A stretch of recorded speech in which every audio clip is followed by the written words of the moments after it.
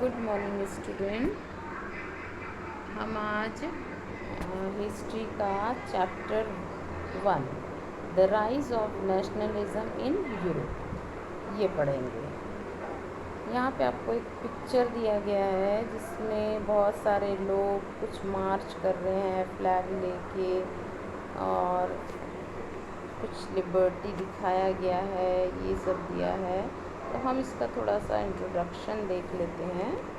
यहाँ पे दिया है कि इन 1848 Frederick Saryu, a French artist, prepared a series of 4 prints visualizing his dream of a world made up of democratic and social republic as he called them।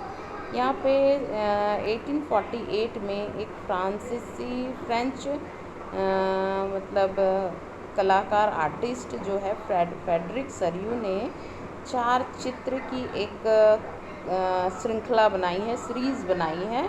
इसमें उसने सपनों का एक संसार रचा है जो उनके शब्दों में जनतांत्रिक मतलब कि डेमोक्रेटिक एंड सोशल रिपब्लिक है ना से मिलकर ये बना है। The first print Fig 1 of the series show the people of Europe and America, men and women of all ages and social classes, marching in a long train and pouring homage to the status of liberty as they pass by it। यहाँ पे ये दिया गया है कि इसमें इस series के इस चित्र में दिखाया गया है कि यूरोप और अमेरिका के लोग जो दिखाए गए, इसमें दिखाया जा रहा है कि सभी उम्र के मैन वुमेन, सभी सोसाइटी के लोग हैं। इसमें सोसाइटी क्लासेस, सारे सोसाइटी क्लासेस, और ये लोग मार्च करते हुए एक लंबी लाइन में मार्च करते हुए, और वहाँ पे liberty homage to the state of liberty as they pass by it. और ये एक प्रतिमा मतलब कि एक स्टैचू की प्रतिमा की वंदना करते हुए जा रहे हैं। As you would recall, artists of the time of the French Revolution personified liberty as a female figure। Here you can recognize the torch of enlightenment she bear in one hand and the charter of the right of man in the other। यहाँ पे ये बताया गया है कि ये लोग एक लेडीज़, जेंट्स, बच्चे, बड़े, सारे उम्र के लोग, सोसाइटी के हर तरह के लोग एक लंबी लाइन में और एक लिबर्टी ऑफ की मूर्ति, एक प्रतिमा की वंदना करते हुए जा रहे हैं।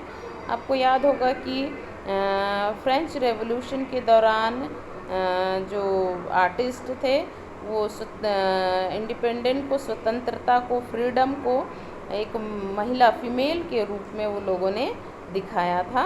यहाँ भी आप एक इस मशाल को पहचान सकते हैं जो उनके एक हाथ में है और दूसरे में ह्यूमन के राइट्स और उनसे रिलेटेड वो घोषणा पत्र भी है, चार्टर भी है। और वो स्टैचू के सामने ज़मीन पर एक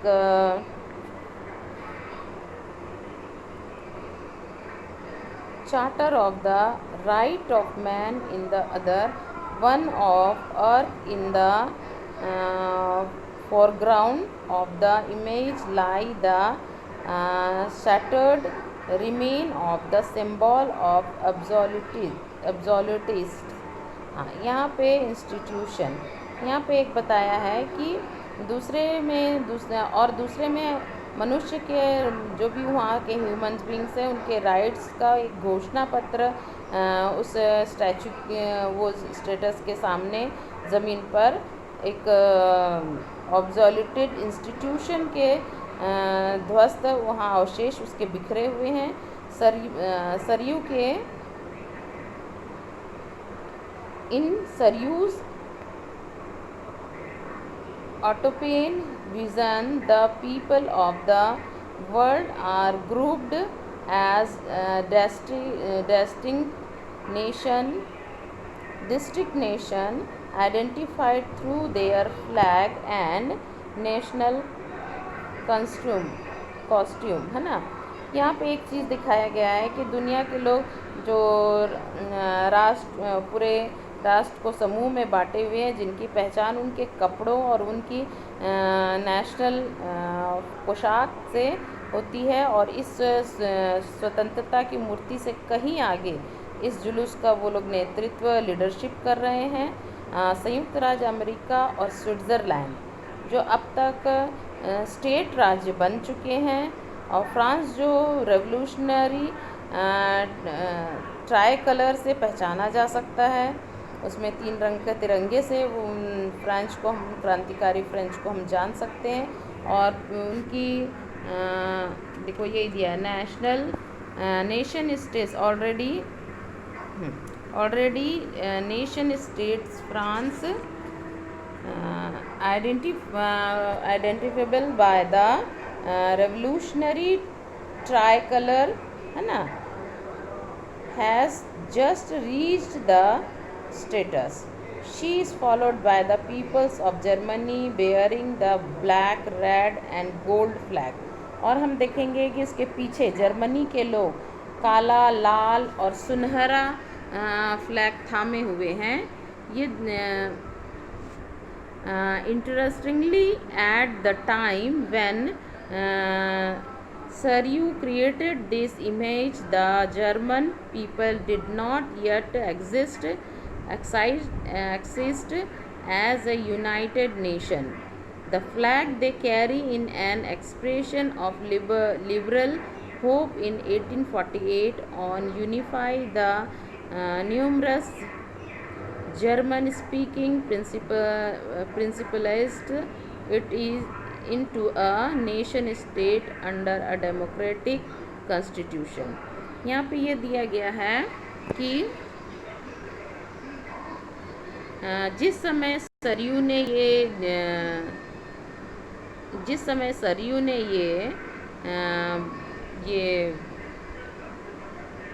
ये छवि निर्मित की, जर्मन लोग तब तक एक मतलब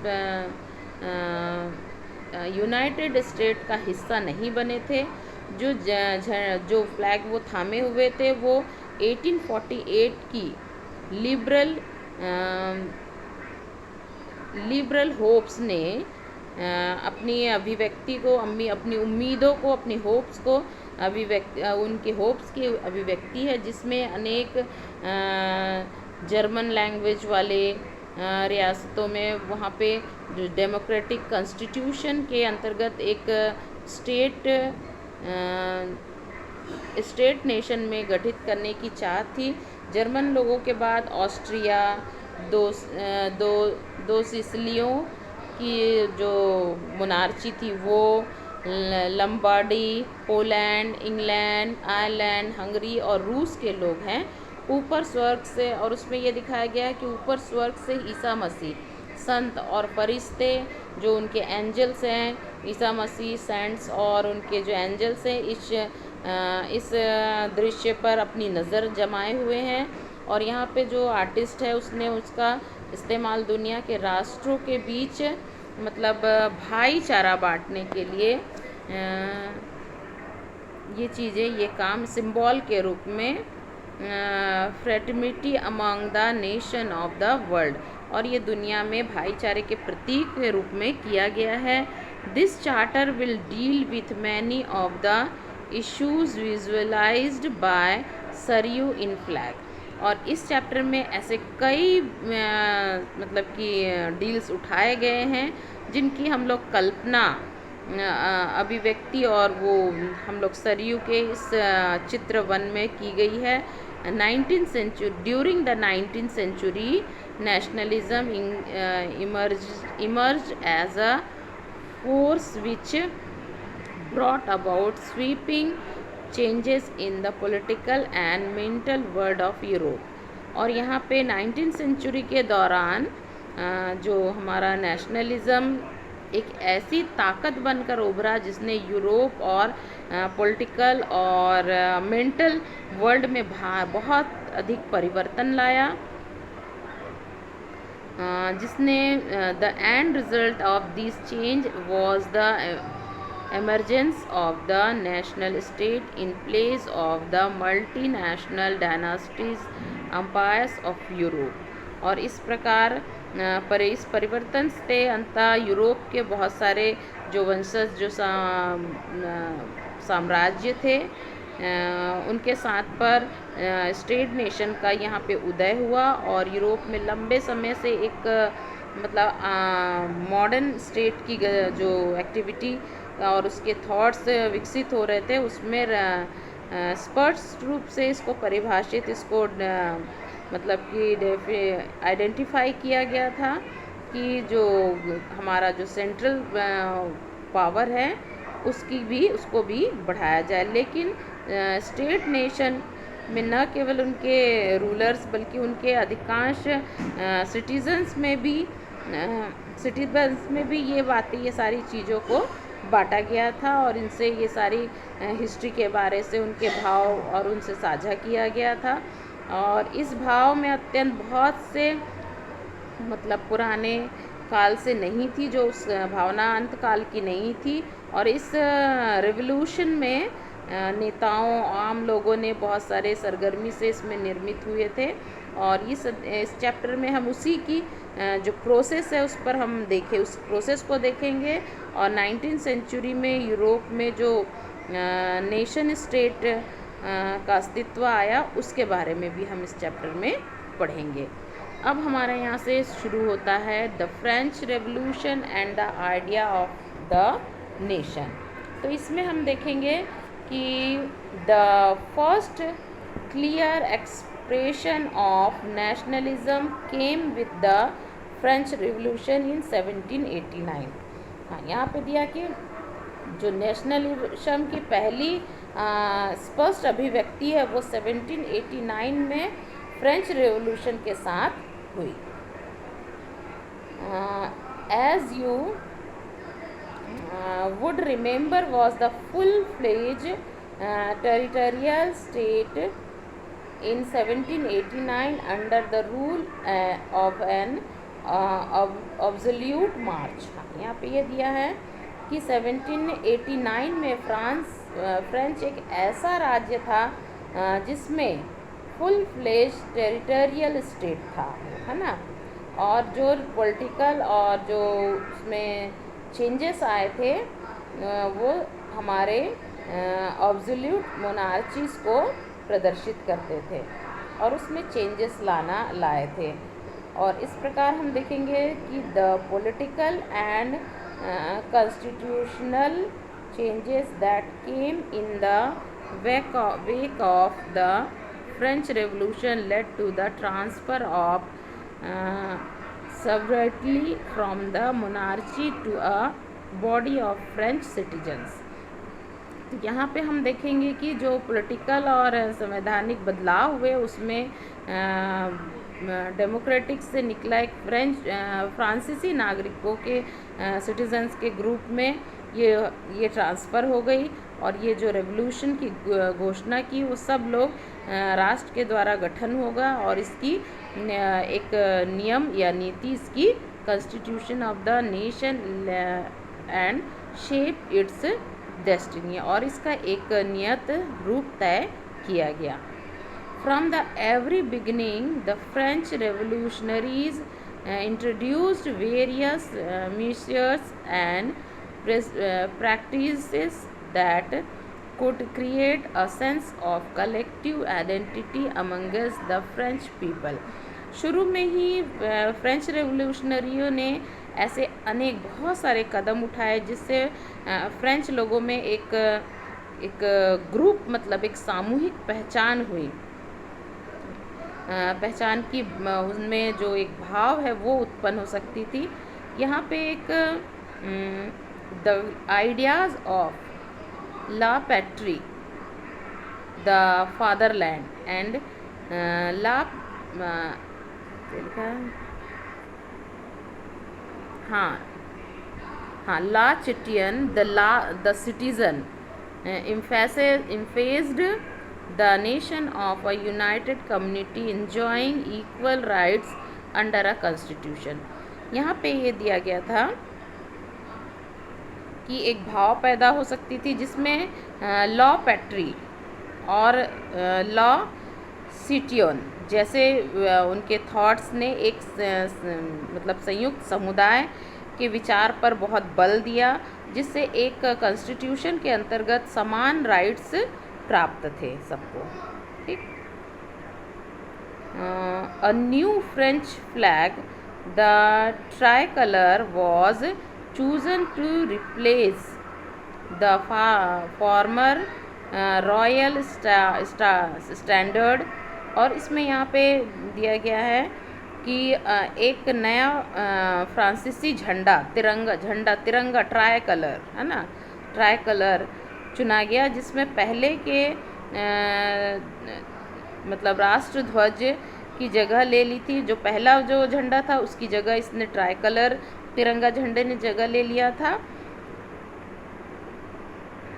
new hymns were composed oaths take the martyrs commemorated all in the name of the nation।